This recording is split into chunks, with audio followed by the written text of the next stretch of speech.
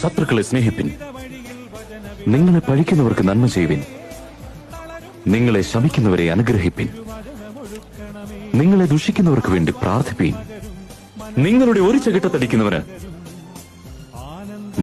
കാനായിലെ കല്യാണ നാളിൽ കൽഭരണിയിലെ വെള്ളം തിരിനീരാ. കാനായിലെ കല്യാണ നാളിൽ കൽഭരണിയിലെ വെള്ളം തിരിനീരാ. വിസ്മയത്തിൽ മുഴുകി ലോകരന്ന്, വിസ്മൃതിയിൽ തുടരും ലോകമിന്ന്. മഹിമ കാട്ടി യേശുനാഥൻ.